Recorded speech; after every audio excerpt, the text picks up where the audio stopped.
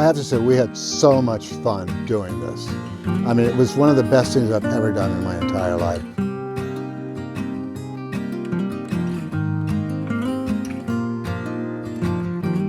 And I'm actually afraid of heights, which is surprising that we even built this thing. I've never done anything like this before. It could have been a disaster. It just seemed to work. We both pretended we knew what we were doing. How do I look? You look good. You chose a nice hat. The glasses? They're transitioning. Are they? Should you want me to take them off? Because You don't want to be squinting. Hey, how's it going? I'm doing well. You must be Heather. Thank you. It's absolutely beautiful. Hey guys, it's Palmer. And Alex. And we've got an amazing tour for you today of a very unique property.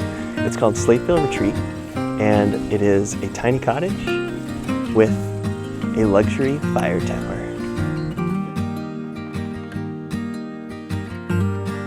My name is Heather, and we are in North Hebron, New York, which is in Washington County. We're on the Vermont-New York border in the Slate Valley, and that's where the Slateville Retreat is located. I'm not her husband. I only work here. My name is Peter Duncan. I am the original person who came along and bought this property a number of years ago under the advice and consent of her husband. When we walked up here and I saw this place, I fell in love with it, and I said I have to have it, and I bought it. And then I found a fire tower that in a magazine that I just thought was really cool. I said, put a fire tower up here, and it worked out.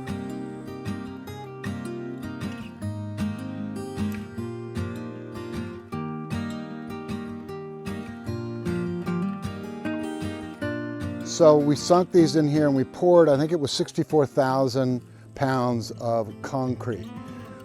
We had 4 concrete trucks up here pouring boxes around each leg.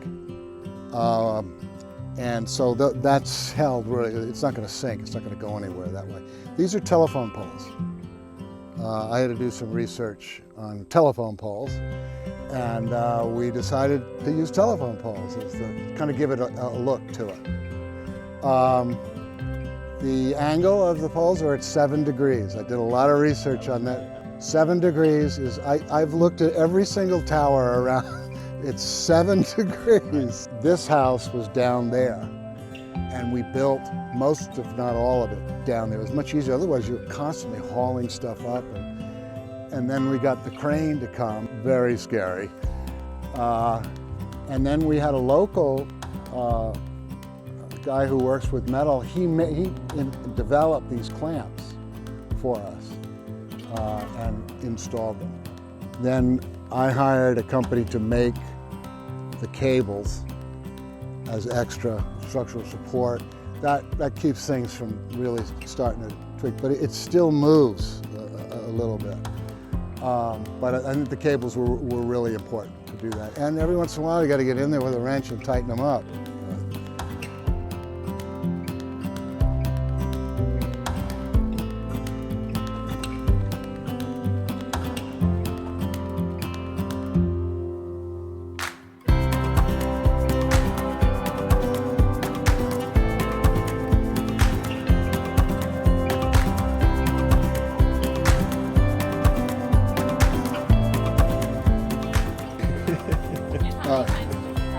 So what do we have? We have the Berkshires south of us, over there. And you have the Green Mountains on this side, and the Adirondacks over yonder.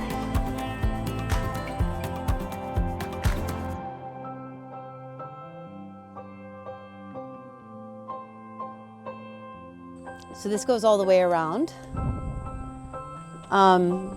So the tower is always ready for somebody to come and enjoy and to sleep in. It's not just a place to enjoy the outside, but you can actually spend the night here.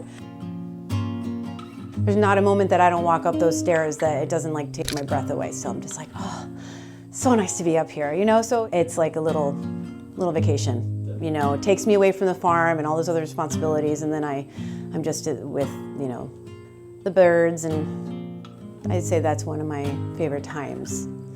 Yeah. I would say one of the most precious things about this property is the solitude that you find up here. Yes, it's easy to say the views and how quiet it is, but the fact that like you don't see any houses, you don't have any cars driving by you, you don't have any city noises, cityscapes, there's no ambient light. It's a remarkable place to, experience the Milky Way, and we have a lot of different kinds of animals that come up here and forage. And you'll see that one of them is a porcupine, unfortunately, that's eating the stairs. For all intents and purposes, this is a small home that anybody really could inhabit. Should we go in?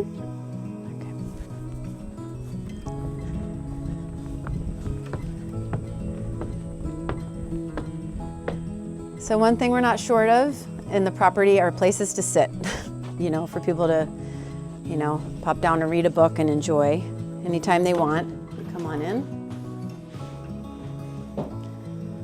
Some of the art on the walls is Peter Duncan's original choices. Yeah. That's not mine. Not that one, but that one is, and so is the corn, and also the nudist camp, members only. Let's turn the fan on, get a little airflow. So it's a small space, but one of the things that I thought was going to be really important as we developed this cabin, I wanted it to be bright. So many times cabins can have that dark, wooden, earthy feeling, which lends itself to a certain experience, and that's great. But I wanted it to be fresh, clean, light. I chose, yellows and light blues to just create an inviting, fresh, space. And I think it kind of helps open the space since it is a small cabin.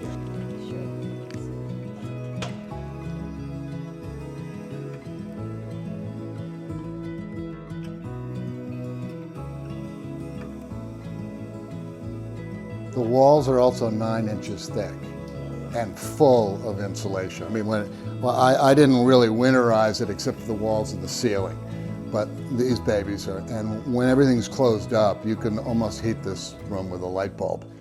And you can't hear anything, and this gets some wicked storms every once in a while up here. Let's see. So here's an example of our, I would say furry friend, but he's spiked. The porcupine. Yeah, the good news is the animal has stopped eating the tower. The bad news is it's starting to eat the house. I have to say, we had so much fun doing this. I mean, it was one of the best things I've ever done in my entire life.